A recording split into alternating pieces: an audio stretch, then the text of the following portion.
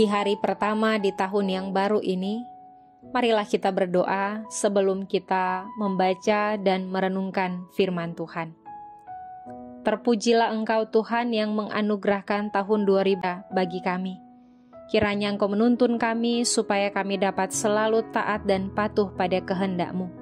Maka biarlah firman-Mu menjadi pedoman yang menuntun kami.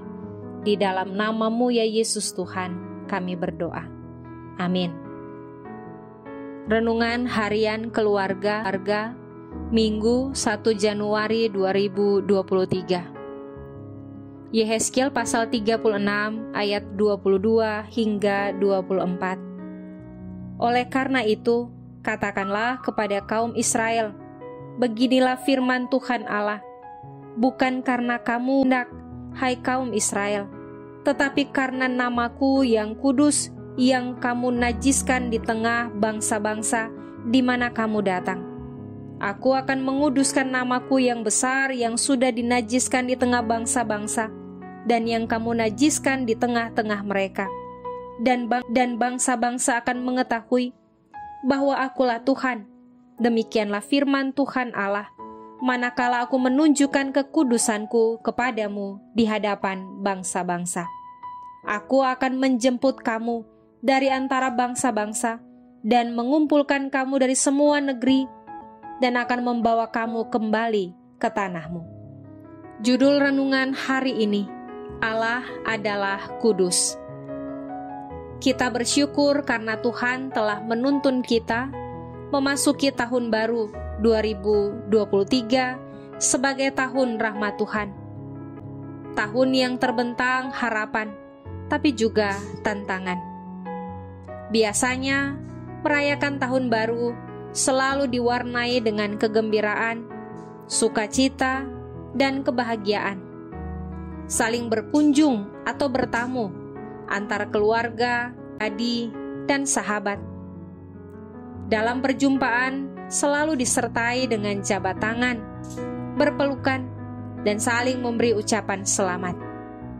Perayaan tahun baru menjadi sarana tumpuan harapan yang digantungkan untuk sukses dan diberkati, sehingga tahun baru menjadi sesuatu yang berharga dan berkualitas. Tapi juga suasana tahun baru sering diwarnai dengan perjudian, mabuk-mabukan, sehingga melahirkan keributan dan perkelahian. Dengan demikian, kekudusan Allah telah dinodai dengan tindakan kejahatan yang merusak suasana tahun baru yang penuh sukacita. Firman Tuhan saat ini berbicara tentang kekudusan Allah, di mana Ia akan bertindak ketika namanya yang kudus dicemarkan oleh bangsa-bangsa, bahkan oleh umatnya sendiri.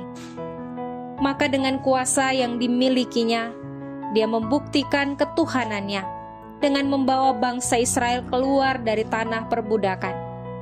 Tuhan akan mengumpulkan mereka dan membawa mereka pulang ke tanah perjanjian, yaitu tanah Kanaan. Dia lakukan bukan karena umatnya berbuat baik, melainkan karena nama Allah telah dinajiskan atau dicemarkan. Melalui tindakannya itu, Tuhan menyatakan kekudusannya supaya bangsa-bangsa dapat melihat dan mengakui bahwa pelanggaran dan kejahatan, maka kita dipulihkan oleh Tuhan. Sebagaimana Tuhan membebaskan umatnya dan membawa mereka pulang, agar namanya yang kudus tidak dicemarkan lagi dengan perbuatan-perbuatan jahat.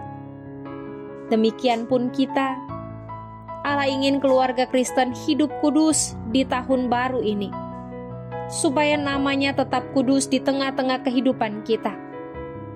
Kudus, disuci, tidak tercemar, tidak najis, dan tidak kotor. Itulah yang Allah inginkan. Dengan apa kita menjaga kekudusan Allah dalam merayakan tahun baru? Dengan hidup sesuai firman-Nya dan melakukannya, supaya tahun baru ini menjadi tahun berkat bagi kita. Mari kita berdoa. Ya Tuhan, mampukanlah kami untuk menjaga kekudusan dalam merayakan tahun baru dengan tidak melakukan kejahatan, tapi hidup suci, tidak tercemar, tidak najis, dan tidak kotor, supaya keselamatan-Mu kami alami. Amin.